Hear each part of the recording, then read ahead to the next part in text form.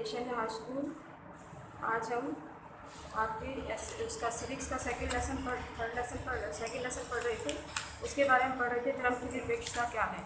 इसके बारे में मैंने बताया कि धर्म निरपेक्षता क्या होता है। भाई धर्म निरपेक्षता होता है कि किस तरह से किसी भी राज्य के कई अपना निजी धर्म नहीं होता। आज हम पढ़ेंगे कि इसमें एक आपको एग्जाम्पल्स दिए हैं। यहाँ पर देखिए, जैसे देखा रखा है कि रात में राजकीय माध्यमिक विद्यालय, एक विद्यालय का दिखाया गया जिसमें कुछ स्टूडेंट्स बात कर रहे हैं कि भाई हमारा ये त्यौहार है और हम इसे स्कूल में मनाएंगे, परंतु कुछ लोग ये मना कर रहे हैं इस त्यौहार को मनाने के लिए, क्योंकि ये क्या क्या बताना चाह रहे हैं कि निजी स्कूल कोई भी हो, जो प्राइवेट स्कूल होते हैं, वो किसी भी धर्म के अनुसार अपना कोई त्यौहार मना सकते हैं, परंतु जो सरकारी स्कूल है वो सरकारी स्कूल अपने निजी स्कूल के अकॉर्डिंग ही, जो निजी धर्म है उसके अनुसार कोई भी त्यौहार नहीं मना सकता, क्योंकि इंडिया के अंदर सभी धर्मों को समान अधिकार दिया है। तो ये बच्चे आपस से बात कर रहे हैं कि भाई हम सरकारी स्कूल में किसी भी एक विशेष धर्म को लेकर किसी त्यौहार को नहीं मना सकते।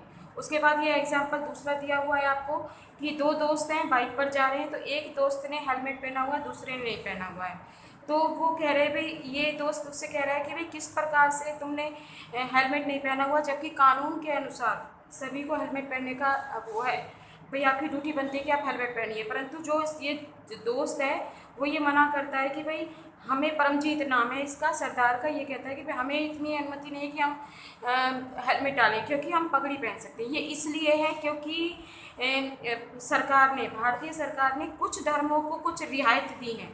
भाई जैसे अगर वो है सिख हैं तो उनको पगड़ी, अपने धर्म के अनुसार उन्हें पगड़ी पहनने का अनुसार है, तो उनके धर्म के अनुसार कोई भी और जो लोग हैं उनकी पगड़ी को उतरवा नहीं सकता, क्योंकि वो उनके धर्म से संबंधित है। अगर उनके गुरुद्वारे में जाना है तो आपको भाई सिर पर कुछ ना कुछ ढककर या रुमाल या कुछ ना कुछ ढककर आपको जाना पड़ेगा। ये क्यों होता है? क्योंकि ये उनके धर्म में शामिल होता है। ऐसे ही बहुत से धर्म है, जैसे हमारा सनातन धर्म है, भाई चप्पलें बाहर उतार कर जाएंगे, जबकि ईसाई धर्म के अकॉर्डिंग ऐसा नहीं है।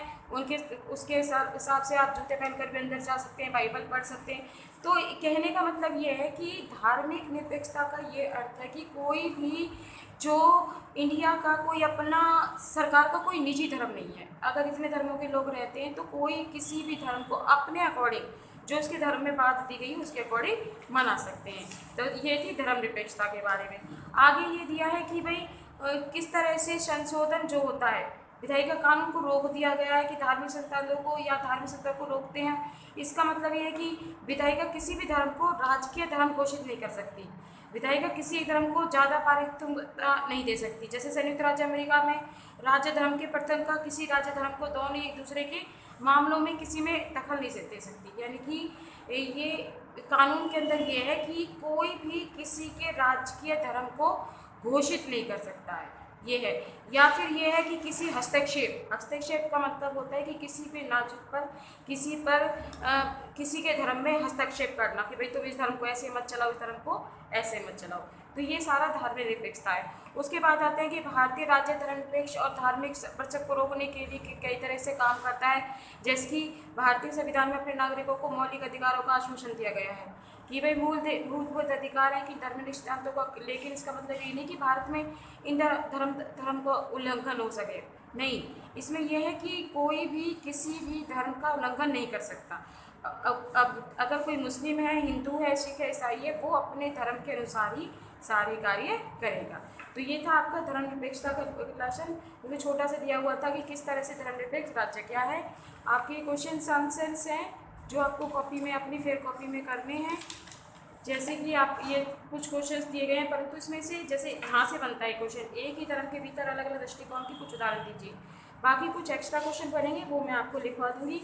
थोड़ा सा संकलन बनता है, जैसे कि जोर जबरदस्ती क्या है वो बताया था, भाई किसी के साथ किसी के मजबूर नहीं किया जा सकता किसी भी धर्म को। हस्तक्षेप क्या है कि भाई किस संविधान के सिद्धांत के अनुसार किसी के राज्य को किसी के धर्म में हस्तक्षेप करने का अधिकार नहीं है। तो ये आपके क्वेश्चन है। आज के लिए इसलिए क्लास, नेक्स्ट क्लास अगले उसमें लेंगे। Thank you.